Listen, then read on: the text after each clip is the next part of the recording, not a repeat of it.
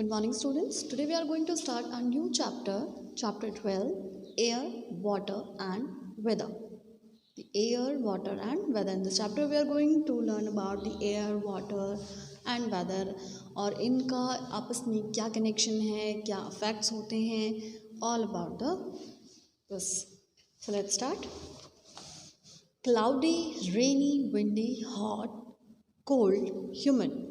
All these terms tell the different condition of the atmosphere around us.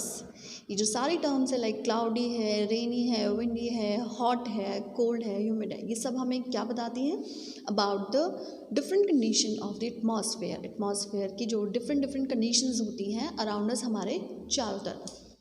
This is called weather. इसे क्या कहा जाता है? Weather. यानी कि सब मौसम है, कभी क्लाउडी मौसम होता है, कभी रेनी वेदर होता है, कभी विंडी वेदर होता है, कभी हॉट होता है, कभी कोल्ड होता है. तो all these terms related to the weather. Now, weather is the condition of the atmosphere of a place at a particular time. What is weather? The weather is a condition of the atmosphere. Particular जो atmosphere है, particular जगह का जो atmosphere है, वहाँ की condition को हम क्या कहते हैं? वेदर. क्योंकि एक ही टाइम पे हर जगह ना तो कोल्ड होता है, हर जगह पे ना हॉट होता है. इस पूरी अर्थ पे बहुत सारी जगह ऐसी हैं जहाँ कभी गर्मी होती है, कहीं पे कभी सर्दी होती है. तो जो पर्टिकुलर टाइम पे पर्टिकुलर प्लेस पे जो वेदर कंडीशंस होती हैं they are called the weather. The factors that determine weather, there are some factors जो कि वेदर को डिटरमाइन करते हैं. And these are the temperature, wind, air pressure, moisture and clouds. These are the factors who determine weather. Temperature, wind, air pressure, moisture and clouds. Okay. There are two different weather conditions like a sunny day यानी कि जब बहुत ज़्यादा सूरज की गर्मी होती है. Like we have summers में होते हैं सनी डेज क्योंकि सूरज की रोशनी बहुत ज़्यादा होती है और हमें बहुत ज़्यादा गर्मी फील होती है. एंड द कोल्ड डेज में क्या होती है? सूरज की रोशनी कम आती है और हमें क्या लगती है? ठंड लगती है. अब ऐसा क्यों होता है इसके बारे में भी हम आगे पढ़ेंगे. All these factors are related to one another. ये जो सारे फैक्टर्स हैं ये क्या है? They are related to one another. ये एक दूसरे से क्या है? रिलेटेड है. It is the sun that influences these factors. इन सब में क्या है? एक सन है. सन ऐसा है दैट इन्फ्लुएंसेस यानी अफेक्ट करना यानी प्रभावित करना. तो सन ऐसा है जो इन सभी फैक्टर्स को क्या करता है? अफेक्ट करता है. इन सारे जो भी ये फैक्टर्स हैं इनको अफेक्ट करने वाला मेन सोर्स क्या है? Sun. The heat of the sun affects the movement of air.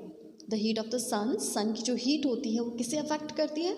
The movement of air की मूवमेंट को.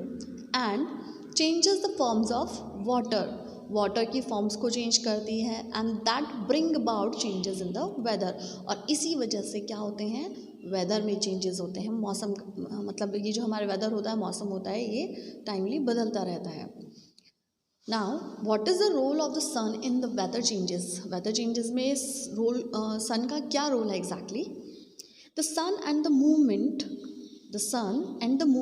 और मूवमेंट कौन सी है? The rotation and the revolution. What is the rotation and revolution?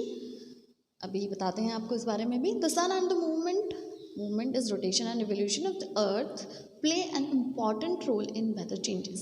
Weather changes में main important role किसका होता है? सन का और अर्थ के मूवमेंट का. अर्थ जब रोटेट होती है या अर्थ का रोटेशन होता है या रिवोल्यूशन होता है अराउंड द सन, इससे क्या होते हैं? वेदर चेंजेस होते हैं. जैसे कि the rotation of the earth causes day and night. What is the rotation? Earth जब अपने ही एक्सेस पे घूमता है यानी कि जहाँ वो है वहाँ ही वो पूरी तरह से घूम जाता है तो वो होता है उसका रोटेशन. और जब वो घूमता है तो जब पूरे मतलब 24 आवर्स में 1 डे कंप्लीट होता है तो विद इन 1 डे वो अपनी जगह पे एक रोटेशन कंप्लीट करता है. तो रोटेशन से क्या होता है? Causes day and night. जब अर्थ जो है वो रोटेट करती है तो उससे क्या होते हैं? Day and night. The part of the earth that faces the sun, the part of the earth यानी अर्थ का जो पार्ट सन की तरफ होता है, जो साइड सन की तरफ होता है वहाँ पर क्या होता है? ऑब्वियसली डे होता है. और जो पार्ट सन की तरफ नहीं होता है यानी कि जो पीछे वाला पार्ट है जो सन से दूर है वहाँ पर क्या होती है? Night. The other part that doesn't get sunlight has night, जहाँ पर सनलाइट नहीं पहुँचती है वहाँ पर क्या होती है, night. And now what is the revolution? The revolution of the earth around the sun causes season. यानी कि जो अर्थ है जब अपने एक्सिस पे घूमती है तो वो रोटेशन हो गया, लेकिन जब ये सन के चारों तरफ पूरा चक्कर लगाकर आती है विद इन 365 डेज, यानी कि 1 ईयर में जब अपना ये एक रिवोल्यूशन कंप्लीट करती है, यानी कि अर्थ अपने एक्सिस पे भी घूमती है और घूमते घूमते घूमते वो सन के चारों तरफ भी घूम के आ जाती है with in 365 days. So that is the revolution. यानी रिवोल्यूशन में क्या होता है कि अर्थ सन के चारों तरफ घूम के अपना एक राउंड कंप्लीट करती है with in 1 year. That is called revolution. और इस रिवोल्यूशन से क्या होता है, द सन कॉजेज सीजन्स, यानी सीजन्स बदलते हैं. क्योंकि जब ये इसके चारों तरफ चक्कर लगाती है, अर्थ जब सन के चारों तरफ चक्कर लगाती है तो कुछ टाइम पे ऐसा होता है कि सन ये बिल्कुल सन के पास होती है, कुछ टाइम होता है कि कोई ये सन से दूर होती है. तो जब वाइल रिवॉल्विंग के टाइम पे the parts of the earth that are nearer to the sun, यानी अर्थ के जो पार्ट सन के बिल्कुल पास होते हैं, सबसे ज़्यादा पास होते हैं, have hotter and longer days. वहाँ क्या होती है, बहुत ज़्यादा गर्मी होती है और बहुत लंबे दिन होते हैं, लॉन्गर डेज. अगर आपने नोटिस किया हो तो गर्मियों में क्या होता है, जो डेज़ होते हैं वो बहुत लंबे लंबे होते हैं एंड नाइट्स बहुत शॉर्ट होती हैं.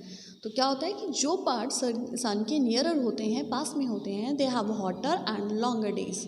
वहाँ क्या होती है, बहुत ज़्यादा गर्मी होती है और बहुत लंबे लंबे दिन होते हैं. और हैव समर, और वहाँ क्या होती हैं, समर्स होते हैं, गर्मियाँ होती हैं.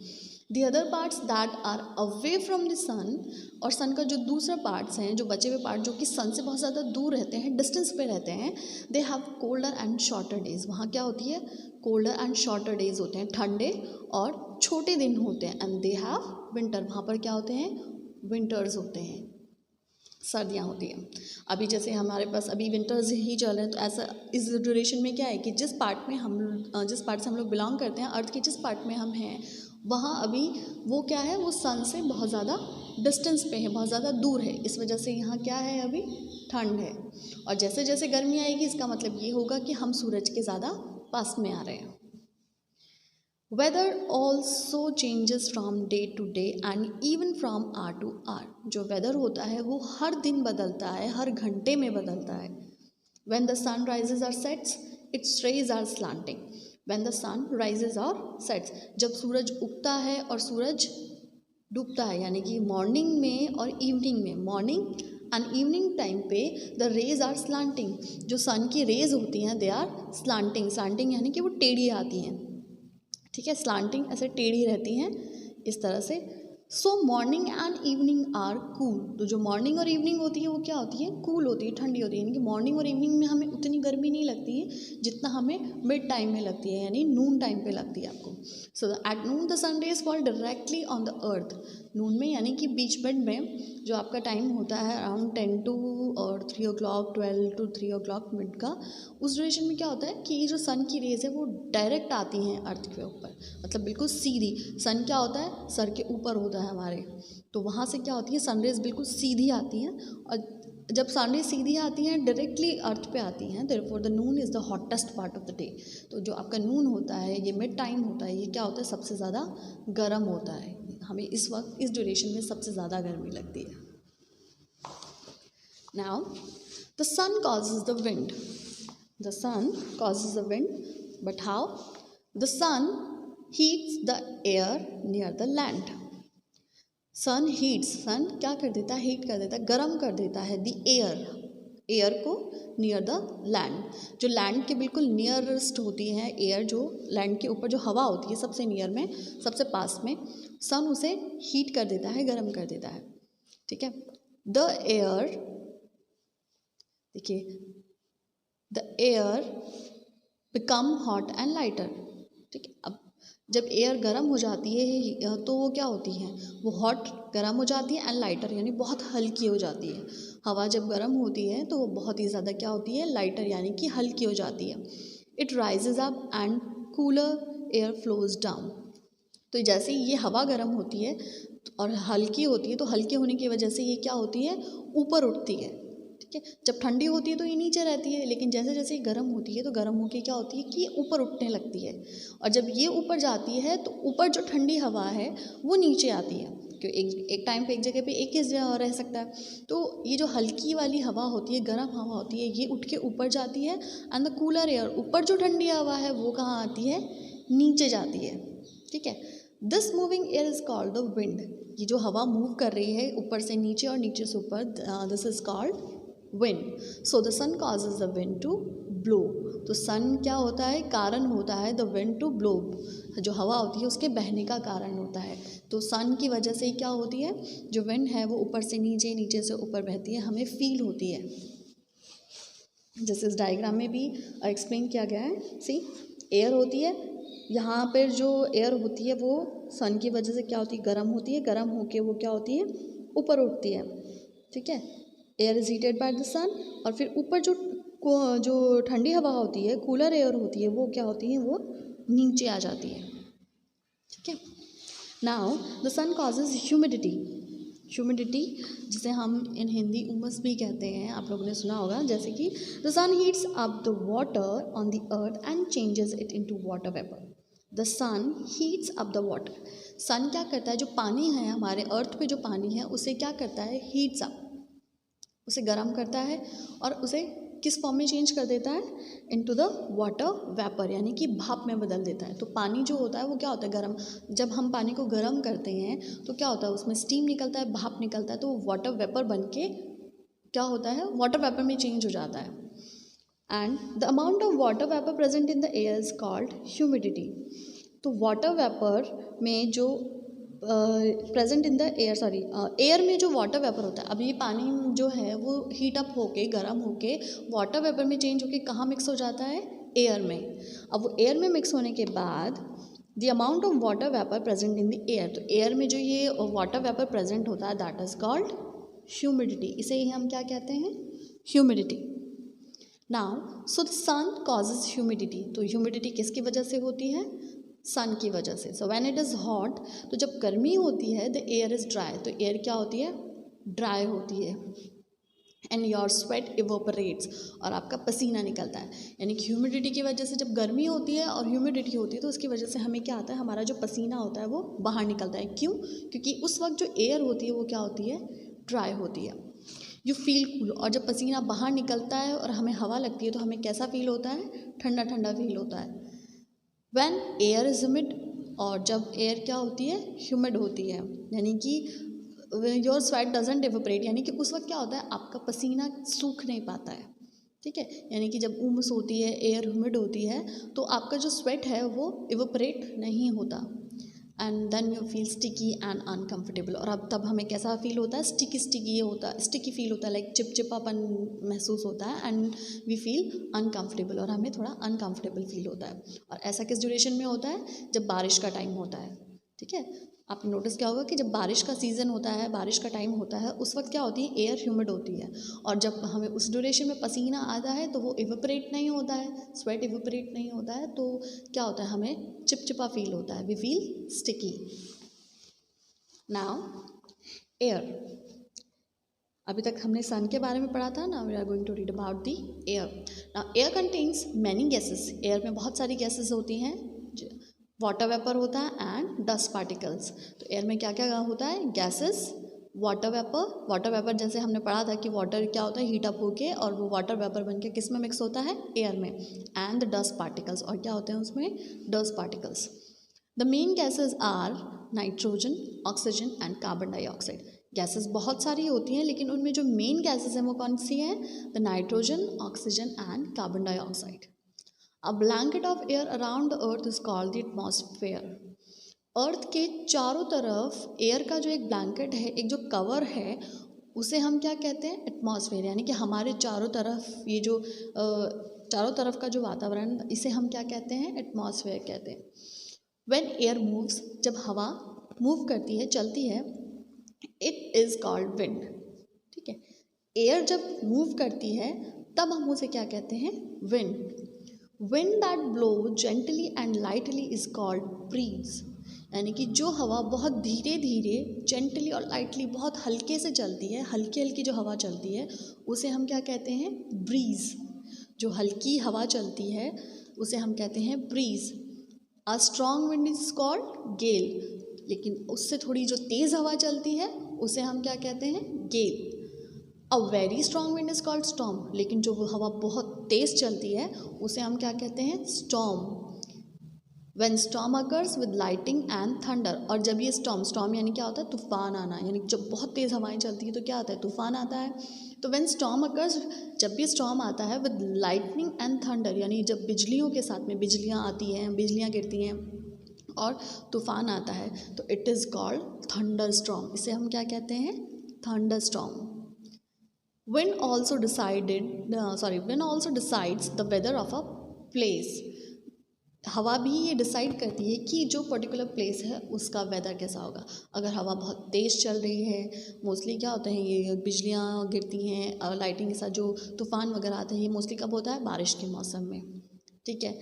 हल्की हल्की हवाएं कब चलती है, गर्मियों के मौसम में। और थोड़ी तेज़ हवा, ये जो बीच वाली जो गेल है, ये कब चलती है, विंटर्स में। तो हर एक जो ये विंड होती हैं ये भी ये डिसाइड करती हैं कि वेदर, किस जगह का वेदर कैसा होगा। There is an activity, read it carefully and try at your home. इसमें आपको कुछ नहीं है, 2 कंटेनर लेने हैं और उसमें वाटर फिल करना है। आपको पहले उसे सूरज की रोशनी में रखना है और कुछ देर बाद में आपको चेक करना है दोनों का temperature by using the thermometer use करके दोनों का टेम्परेचर चेक करना है। एंड देन नोटिस इट, आपको नोटिस करना है, उसे नोट कर लीजिए। उसके बाद इसे आपको दोनों जो कंटेनर्स हैं उनको आपको रखना है रूम टेम्परेचर पे, यानी कि रूम के अंदर, और कुछ देर वहाँ रख के आपको फिर से उसका क्या करना है, थर्मोमीटर से उसका टेम्परेचर चेक करना है। ठीक है। लेकिन यहाँ पे आपको वाटर, एक कंटेनर में वाटर है और एक में सैंड है। ठीक है। एक में आपको पानी भरना और एक में सैंड भरना, और उसके बाद में एक बार तो इनका सनलाइट में आपको टेम्परेचर चेक करना है और एक बार इनसाइड द रूम के अंदर। और आप क्या ऑब्जर्व किया आपने कि इसके बाद हम देखते हैं कि we observe that the sand absorb और loses heat faster than water. जो पानी है, जो सैंड है, वो बहुत जल्दी गर्म भी होती है लेकिन उतनी ही जल्दी वो ठंडी भी होती है। लेकिन पानी क्या है, पानी गर्म होने में भी टाइम लेता है और पानी अगर गर्म होता है तो उसको ठंडा होने में भी टाइम लेता है। So the land and the water do not absorb और lose the same amount of heat of the same time, यानी कि लैंड और वाटर दोनों सेम अमाउंट ऑफ हीट, यानी हीट सेम टाइम में ना तो सेम अमाउंट का हीट एब्जॉर्ब करते हैं ना ही उसे लूज करते हैं। So this difference causes sea breeze and land breeze in coastal areas. This different causes sea breeze and land breeze in coastal areas. अभी sea breeze और land breeze क्या है इसके बारे में भी हम आगे पढ़ेंगे। Sea breeze, a coastal breeze blowing from the sea towards the land is called sea breeze. A coastal breeze यानी कि हवा जब चलती है कैसी, जैसे कि अभी हम उसने पढ़ा, तो कोस्टल ब्रीज का मतलब अभी मैंने आपको एक्सप्लेन किया था कि जो हल्की हल्की और ठंड, मतलब बहुत हल्की हवाएं जो चलती हैं, दे आर कॉल्ड ब्रीज। तो a coastal breeze blowing from the sea towards the land, यानी कि जो हवा चलती है कहाँ से, जो ठंडी ठंडी हवा बहती हुई पहले पानी से, यानी पानी के ऊपर जो हवा चलती है और पानी के ऊपर से होती हुई वो कहाँ आती है, लैंड की तरफ आती है। जो पानी की तरफ से बहती हुई कहाँ आती है, लैंड की तरफ, that is called sea breeze. यानी कि जो समुद्र से होती हुई लैंड की तरफ आती है, that is called sea breeze. ठीक है। अब जो पानी के ऊपर से जो ब्रीज आएगी वो क्या होगी, ठंडी होगी। ठीक है, कूलर एयर होगी, क्योंकि जो पानी के ऊपर है तो ऑब्वियस है कि वो हवा ठंडी होगी। जब वो ठंडी हवा किधर आएगी, लैंड की तरफ वो आएगी, तो क्या होगा, यहाँ रहने के बाद थोड़ी देर में वो क्या हो जाएगी, वार्म हो जाएगी, गर्म हो जाएगी। फिर गर्म होके वो वापस कहाँ जाएगी, सी की तरफ, यानी कि समुद्र की तरफ, पानी की तरफ जाएगी। जैसे अभी हमने पढ़ा था एयर में कि क्या होता है, नीचे की जो ठंडी एयर होती है वो ऊपर जाती है और जो वार्म एयर होती है वो नीचे आती है। तो जो ठंडी है वो इधर आएगी, यहाँ आकर वो गर्म हो जाएगी, गर्म होकर देन रिटर्न वो इधर लौट जाएगी। तो ये क्या होता है, एक साइकिल चलता रहता है कि हवा इधर से इधर आती है, फिर इधर से वापस इधर जाती है। तो क्या, ये एक साइकिल हो गया।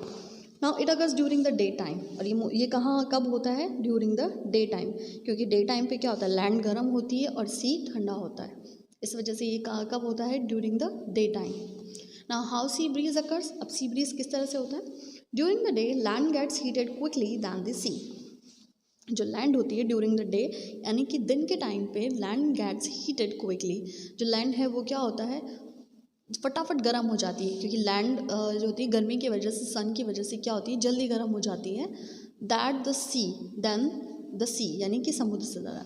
अभी जैसे ये जो एक्सपेरिमेंट आपने किया था इसमें क्लियरली बताया गया था कि जो सैंड है वो पानी के मुकाबले ज़्यादा जल्दी गर्म भी होती है और ज़्यादा जल्दी ठंडी भी होती है। यानी कि डे टाइम पे ये लैंड जो होता है वो सी के मुकाबले, समुद्री पानी के मुकाबले जल्दी गर्म होता है। ठीक है।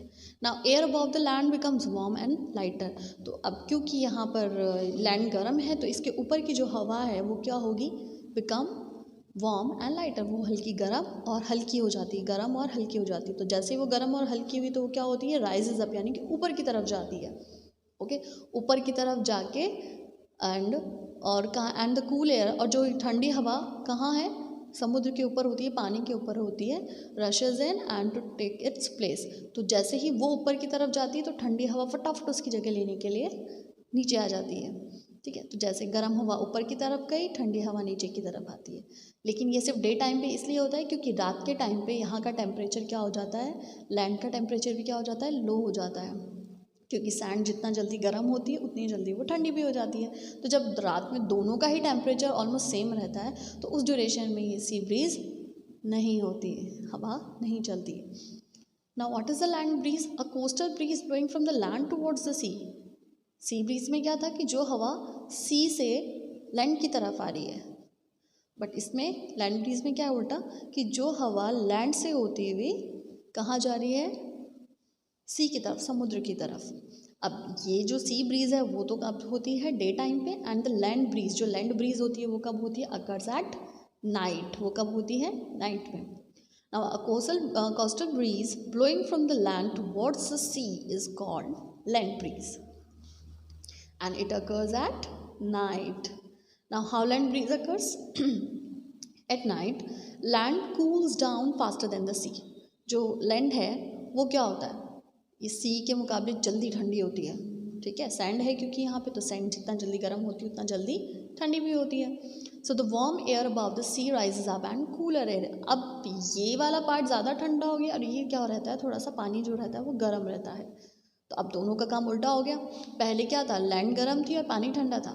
अभी क्या हो गया, पानी गर्म हो गया है, लैंड ठंडा हो गया। तो पानी के ऊपर का जो एयर होता है वो लैंड की तरफ, पानी के ऊपर की जो एयर होती है वो वार्म होती है, लाइटली क्या होती है, वार्म होती है। तो जैसे वो वार्म हो गई तो वो कहाँ होती है, ऊपर आती है, राइजेज अप। उसके बाद में वो आती है लैंड की तरफ, और लैंड पे जो ठंडी एयर होती है वो फटाफट उसकी जगह लेने के लिए कहाँ चली जाती है, सी की तरफ। यानी कि जो लैंड से सी की तरफ ब्रीज चलती है, हवा चलती है, that is called land breeze. Okay, now water. Most of our earth surface is covered with water. हमारी अर्थ का मोस्ट ऑफ सरफेस किससे कवर अप है, वाटर से। Water is found in lakes, rivers, seas and oceans.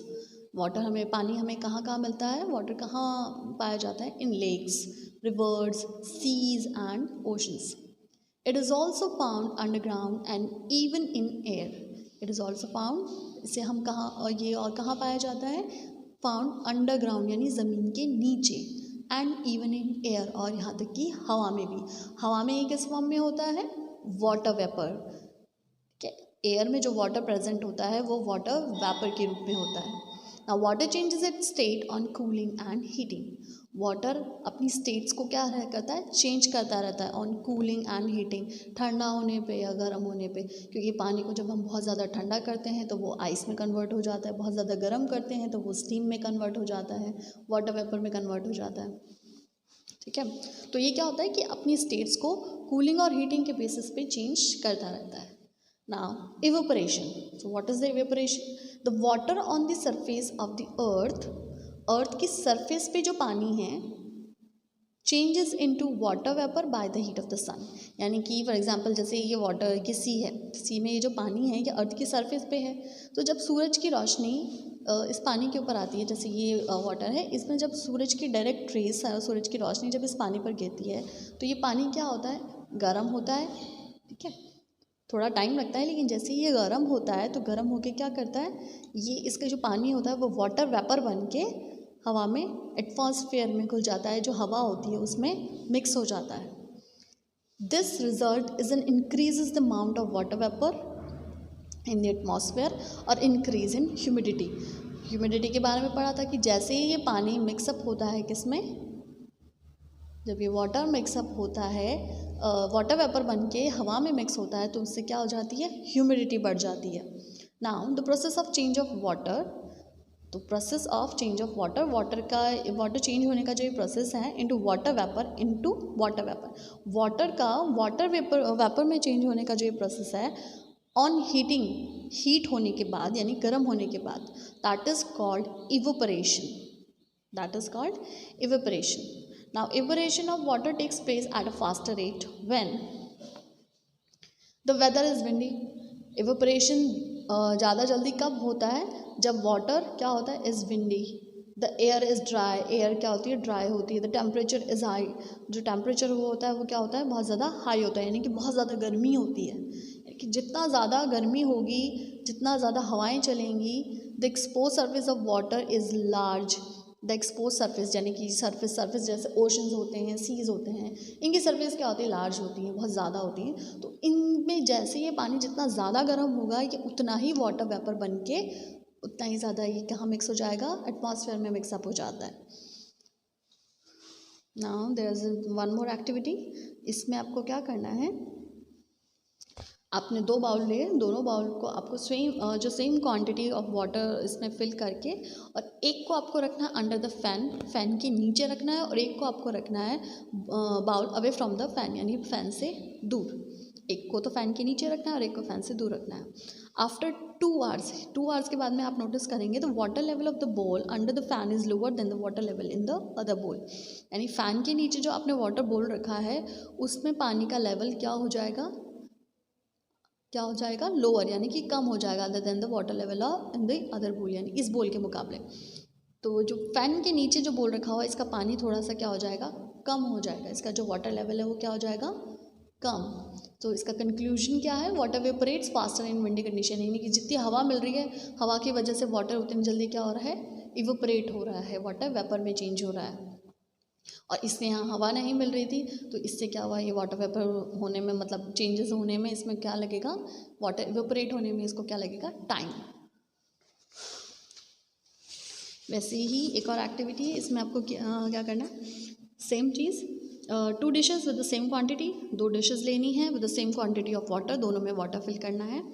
एक को आपने रखा एक ओपन टेबल पे, ठीक है, सूरज की रोशनी में दोनों हैं, तो एक को तो आपने रखा बिल्कुल ओपन टेबल पे जहाँ पर सूरज की रोशनी डायरेक्टली आ रही है, और एक को आपने रखा किसी, कहाँ पे, keep one two direct in the sunlight and अंदर शेड फॉर 2 आवर्स, यानी शेड के नीचे रखा, यानी सनलाइट क्या है डायरेक्टली उसके ऊपर नहीं आ रही है।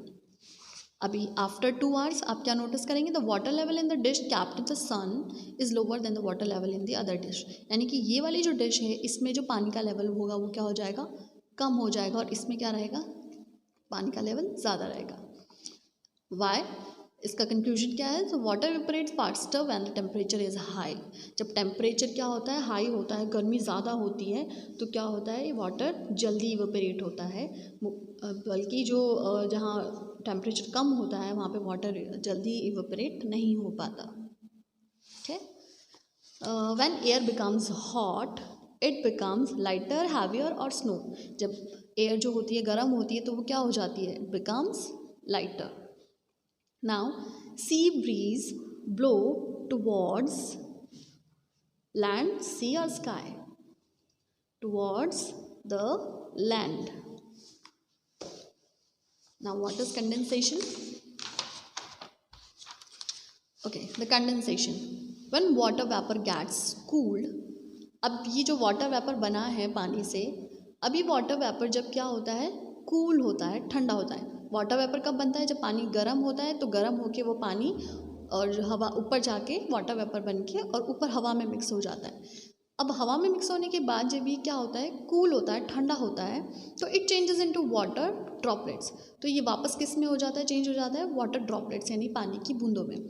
फॉर एग्जाम्पल आपने देखा होगा कि जब हम घर में पानी गर्म करते हैं, किसी भी कंटेनर में अगर आप पानी गर्म कर रहे हैं और आपने उसे किसी प्लेट से ढक दिया है, तो जब वो पानी बहुत ज़्यादा गर्म हो जाएगा तो गर्म होके उसमें जो पानी आपने उसको प्लेट से ढका, तो आप उस प्लेट को हटा के देखेंगे तो उसमें छोटी छोटी बूंदें होती हैं पानी की, तो वो क्या होती हैं, वाटर ड्रॉपलेट्स होती हैं। यानी कि पानी जो वाटर वेपर बन के ऊपर आया, अब उसे बाहर निकलने के लिए जगह नहीं मिली, तो क्या हुआ, वो जो प्लेट से, जिससे आपने प्लेट से कवर किया था, उस कवर के उस प्लेट के ऊपर वो क्या है, वाटर ड्रॉपलेट्स बन जाती हैं। यानी कि जो वाटर वेपर होती है वो वापस किस में चेंज हो जाता है, वाटर ड्रॉपलेट्स में, पानी की बूंदों में।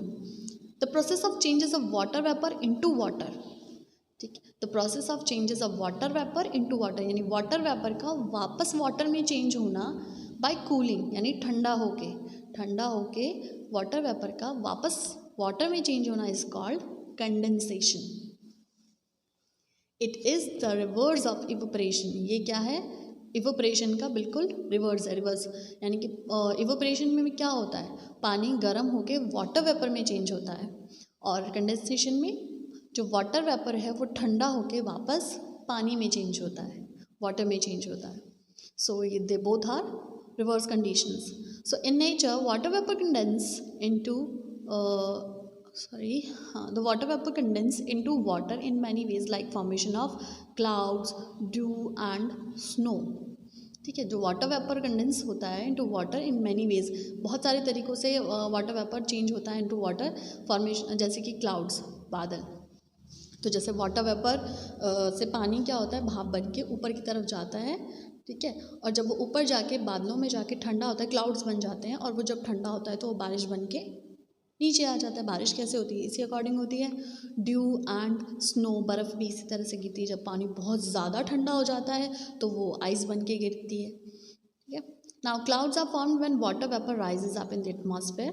क्लाउड कैसे बनते हैं, बादल किस तरह से बनते हैं, are formed when water vapour rises up, जब वाटर वेपर ऊपर की तरफ जाता है, rises up and in the atmosphere, atmosphere में ऊपर की तरफ जाता है, and condense into tiny water droplets, और किस में चेंज हो जाता है, सिंपल कि जैसे ही वो पानी गर्म होके वाटर वेपर में चेंज होके ऊपर की तरफ जाता है तो वो क्लाउड्स बन जाते हैं। अब जैसे वहाँ क्लाउड्स बनते हैं, ऊपर एटमॉस्फेयर में जाकर वो क्या होता है, धीरे धीरे ठंडा होने लगता है, ठीक है, छोटी छोटी पानी की बूंदों में चेंज हो जाता है, बिगर वाटर ड्रॉपलेट्स। और जब वो ड्रॉपलेट्स थोड़ी बड़ी हो जाती हैं तो इन clouds fall down as rain, तो वो क्या होती हैं, एज अ बारिश, बारिश के रूप में नीचे गिर जाती हैं। छोटी छोटी बूंदें होती हैं तो ठीक है, लेकिन जब वो बड़ी बड़ी ड्रॉपलेट्स में चेंज हो जाता है तो वो क्या होती है, बारिश होती है। Hail, sometimes rain drops grow in size and then freeze to form hard balls of ice due to the cold atmosphere, these are called hail stones और हॉल।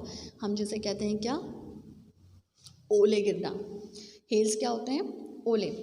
तो sometimes rain drops grow in size, sometimes क्या होता है, कभी कभी जो rain drops होती हैं वो साइज़ में क्या होती हैं, बड़ी हो जाती हैं। रेन ड्रॉप्स साइज़ में क्या होती हैं, बड़ी हो जाती हैं, एंड देन फ्रीज, और उसके बाद क्या होती हैं, जम जाती हैं। मतलब थोड़ी सी ये जो ड्रॉपलेट्स होती हैं ये बड़ी होके जम जाती हैं तो एक आइस का फॉर्म ले लेती हैं, the hard balls of ice. तो आइस की क्या होती है, एक हार्ड बॉल बन जाती हैं due to the cold atmosphere, इस ठंडे ठंडे एटमॉस्फेयर की वजह से वो क्या होती हैं, जो बड़ी ड्रॉपलेट्स होती हैं वो आइस में कन्वर्ट हो जाती हैं। These are called hail stones और हेल, इन्हें क्या कहा जाता है, हेल स्टोन्स।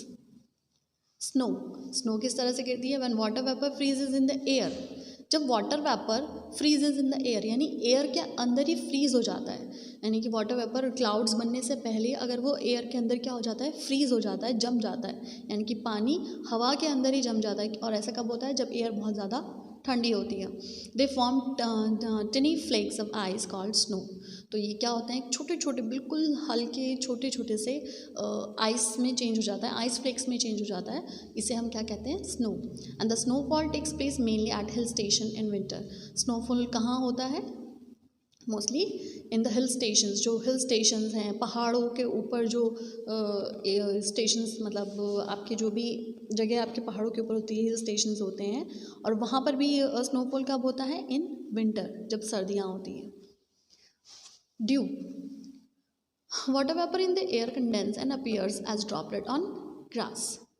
इससे क्या कहते, the water vapour in the air condense, जो वाटर वेपर एयर में होता है वो कंडेंस होता है, यानी वाटर वेपर जो एयर में प्रेजेंट होता है वो ठंडा होता है, and appears as droplets on grass, grass के ऊपर छोटी छोटी बूंदों के रूप में क्या होता है, अपीयर दिखाई देता है। आपने देखा होगा सर्दियों के टाइम पे जो ओस गिरती है, ड्यू यानी जो ओस गिरती है, आपको बहुत कुछ आगे फॉग जो रहता है आपको कुछ दिखाई नहीं देता, तो ये फॉग क्या होता है, ये फॉग वाटर वेपर ही होता है। लेकिन जैसे जैसे ये वाटर वेपर ठंडा होता है तो हमें ये कहाँ कैसे नज़र आता है, as a droplet on grass, grass के ऊपर छोटी छोटी बूंदों के रूप में। Flower, leaves and winds, grass पे हो, फूलों पे हो, लीव्स पे हो, विंडोज़ पे हो, पैनल्स पे हो। तो इन विंटर्स जैसे ही फॉग ख़त्म होता है तो ये मॉर्निंग में हमें क्या होता है, जब आप सुबह उठते हो मोस्टली तो आपको छोटी छोटी बूंदें जमी हुई नज़र आती हैं। देखा होगा आपने बाहर जो गाड़ियाँ वगैरह खड़ी होती हैं, फ्लावर्स होते हैं, ग्रास होते हैं, सब पे क्या होती है, छोटी छोटी बूंदें जमा होती हैं पानी की, दैट इज़ कॉल्ड ड्यू। ये क्या होती हैं, dew. Now frost, what is frost? When nights are very cold, when nights are very cold, जब रात यानी नाइट में क्या होती है, बहुत ज़्यादा ठंड होती है, ड्यू और surface water freezes.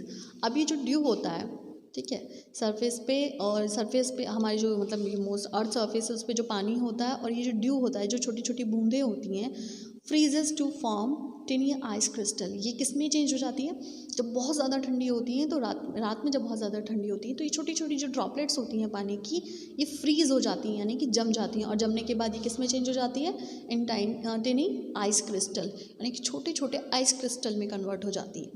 This is called frost, this is called frost. See, ये जो छोटी छोटी ड्रॉपलेट्स थी, ये जब आइस में कन्वर्ट हो गई, ठंड की वजह से जब ये जम गई, तो ये क्या हो गया, चेंज हो गया किसमें, फ्रॉस्ट में। Now fog, during winters, winters के दौरान क्या होता है, water vapour condense on dust particle present in the air very close to the ground and form thick clouds. The during winters water vapour condense, जो water vapour होता है वो condense होता है ऑन डस्ट पार्टिकल्स। अब हमारे atmosphere में present होते हैं कितने, बहुत सारे डस्ट पार्टिकल प्रेजेंट होते हैं। तो ये जब डस्ट पार्टिकल्स, ये जो वाटर वेपर होता है, ये डस्ट पार्टिकल्स जो हैं उसके ऊपर कंडेंस होते हैं, यानी ये डस्ट पार्टिकल में मिक्सअप होके क्या होता है, कंडेंस हो जाता है, यानी कि ठंडा हो जाता है डस्ट पार्टिकल के साथ मिलके। तो और ये डस्ट पार्टिकल कहाँ प्रेजेंट होते हैं, in the air and very close to the ground. और ये क्या होते हैं, डस्ट पार्टिकल्स एटमॉस्फेयर जो अर्थ है, आपका जो ग्राउंड है, उसके बहुत पास में होते हैं, एंड फॉर्म थिक क्लाउड्स, और ये क्या बना देते हैं, क्लाउड्स बना देते हैं। अब क्लाउड्स, ये एक टाइप का क्लाउड बन जाता है कि हमें आगे की चीज़ें क्या होती हैं, दिखाई नहीं देती है, तो इसे हम क्या कहते हैं, फॉग। ठीक है, ये तो फॉग फॉर्मेशन किस तरह से होता है, वाटर वेपर जो डस्ट पार्टिकल हैं उनके साथ मिलके एक थिकी क्लाउड्स जो बनाते हैं, उन्हें हम कहते हैं fog. The next one is the purification of water. The rain water is the purest form of water. बारिश का जो पानी होता है वो सबसे प्योर वाटर होता है, the purest form of water. The water in wells, rivers and lakes etcetera. इसके अलावा जो कुओं में पानी होता है, नदियों में पानी होता है, लेक्स में जो पानी होता है, वो सब कहाँ आता है, जो रेन वाटर होता है, बारिश का पानी होता है, वही पानी जमा होता है, तो वो क्या होती है, सबसे प्योरेस्ट फॉर्म होती है वाटर की। Has many impurities, the rain water is the purest form of water. Rain water क्या है, वाटर के सबसे प्योरेस्ट फॉर्म है। But the water in wells, rivers, lakes etcetera. लेकिन जब ये पानी कहाँ इकट्ठा हो जाता है, इन वेल्स में, रिवर्स में, लेक्स में, हैज़ मैनी इम्प्योरिटीज़, तो इनमें क्या होता है, बहुत सारी इम्प्योरिटीज़ मिक्स हो जाती हैं। ठीक है, these impurities may be soluble. ये इम्प्योरिटीज़ क्या हो सकती हैं, सोल्यूबल भी हो सकती हैं एंड इनसोल्यूबल भी हो सकती है। तो सोल्यूबल्स क्या होती हैं, जैसे सॉल्ट, सॉल्ट पानी में क्या होता है, सोल्यूबल होता है, घुलने वाला होता है। And insoluble like mud and sand. Insoluble क्या होता है, जैसे कि मिट्टी हो गई या फिर कीचड़ हो गया। तो जो लेक्स होती हैं, रिवर्स होते हैं, इनमें तो बहुत सारी मिट्टी होती है, लेक्स होती हैं, तो इस तरह की इम्प्योरिटीज़ उस पानी में मिक्सअप होती हैं। ठीक है, और कभी कभी होता है कि पानी सॉल्टी होता है, तो सॉल्टी होता है, इसका मतलब उसमें कौन सी इम्प्योरिटीज़ है, उसके अंदर सॉल्ट मिक्स है। And many contain disease causing micro organism, और बहुत सारा जो पानी होता है उसमें क्या मिक्सअप होते हैं, डिजीज़ कॉजिंग, यानी कि डिजीज़ कॉजिंग बीमारियां पैदा करने वाले माइक्रो ऑर्गेनिज्म, छोटे छोटे जो ऑर्गेनिज्म होते हैं, माइक्रो ऑर्गेनिज्म छोटे छोटे जीव होते हैं जो क्या होते हैं, दे कॉज डिजीज़, वो अलग अलग बीमारियां पैदा करते हैं। यानी कि गंदा पानी जब होता है, पानी के अंदर जो छोटे छोटे इम्प्योरिटीज़ होती हैं, माइक्रो ऑर्गेनिज्म होते हैं, वो क्या कॉज करते हैं, डिजीज़, वो हमें बीमार कर देते हैं। So water must be purified before use. तो वाटर को क्या करना चाहिए, प्योरीफाई करना चाहिए बिफोर यूज़, उसे यूज़ करने से पहले। There are many methods to purify water, like अब वाटर को प्योरीफाई करने के बहुत सारे तरीके होते हैं, जैसे कि boiling, sedimentation, decantation, filtration and chlorination. ये सब क्या हैं, these they all are the method to purify the water. Water को प्योरीफाई करने के मैथड्स हैं, अब इनके बारे में हम पढ़ेंगे। The number 1 is the boiling. The simplest way to purify the water is the boiling, कि पानी को हम बॉईल करके, उसे अच्छे से गर्म करके बॉईल करते हैं तो वो क्या होता है, पानी बिल्कुल प्योर हो जाता है। So this is the simplest method to purify the water. In this method water is boiled at least for 10 minutes. वाटर को कितने टाइम तक के लिए बॉईल किया जाता है, एटलीस्ट कम से कम 10 मिनट के लिए। So germs present in water are killed by boiling. तो पानी के अंदर जो जर्म्स होते हैं वो क्या होते हैं, बॉईल करने से, उसे गर्म करने से वो जर्म्स क्या होते हैं, मर जाते हैं, ख़त्म हो जाते हैं। The next one is sedimentation and decantation. अब इसका क्या है, when insoluble impurities like sand and mud are present in water. तो कुछ इनसोल्यूबल इम्प्योरिटीज़ होती हैं जैसे सैंड और मड। अब मिट्टी और ये कीचड़ जैसी चीज़ें होती हैं जो पानी में क्या होती है, सोल्यूबल नहीं होती, वो घुलती नहीं है, वो पानी से बिल्कुल अलग रहती हैं। तो लेकिन इनको पूरी तरह से अलग करने के लिए क्या किया जाए, we can purify water by sedimentation and decantation. तो इस तरह के पानी को प्योरीफाई करने के लिए हमें क्या करना है, सेडिमेंटेशन एंड डिकेंटेशन। अब इसमें क्या करना होता है, first water is allowed to stand for a few hours to settle down the impurities at the bottom of the container. तो सबसे पहले आपको क्या करना है कि पानी को उस कंटेनर में डाल के कुछ देर के लिए उसे बिल्कुल रख देना, उसको हाथ नहीं लगाना है। तो आप उसको कुछ देर के लिए जब एक बिल्कुल रख देंगे, कुछ घंटों के लिए उसको बिल्कुल हाथ नहीं लगाएंगे, तो क्या होगा, उसके अंदर जो मिट्टी वगैरह होती है वो सब क्या होती है, जैसे फर्स्ट आपका ये था mixture of sand and water, पानी कुछ इस तरह से गंदा दिख रहा था, लेकिन जब आपने उसको बहुत देर के लिए रख दिया, उसे हाथ नहीं लगाया, उसे छेड़ा नहीं, तो क्या होती है, जो मिट्टी होती है सैंड, क्योंकि ये इनसोल्यूबल है और हैवी होती हैं, तो ये क्या होती है, पानी के बिल्कुल सरफेस पे जाके इकट्ठा हो जाती हैं और पानी ऊपर आ जाता है। ठीक है, जो इम्प्योरिटीज़ होती हैं, सैंड और मड होता है, वो बिल्कुल नीचे चला जाता है और पानी ऊपर की तरफ आ जाता है। नाउ और ये प्रोसेस क्या है, this process is called sedimentation. After that, इसके बाद में this clear water is poured very gently into another container. और अब ये जो पानी है, इस पानी को, क्योंकि सैंड नीचे जा चुकी है, पानी ऊपर है, तो इस पानी को बहुत ध्यान से आपको एक दूसरे कंटेनर में ले लेना है। ठीक है, सिर्फ पानी को निकाल के आपको दूसरे कंटेनर में ले लेना है, लेकिन स्टिल अभी भी ये पानी बिल्कुल प्योरीफाई नहीं है। So without disturbing the settled impurities, this is called decantation. ये क्या हो गया, डिकेंटेशन हो गया। दिस क्लियर वाटर में also contain many impurities and germs. अब ये पानी साफ तो है, लेकिन अभी भी इसमें क्या है, बहुत सारे जर्म्स और बहुत सारी इम्प्योरिटीज़ हैं।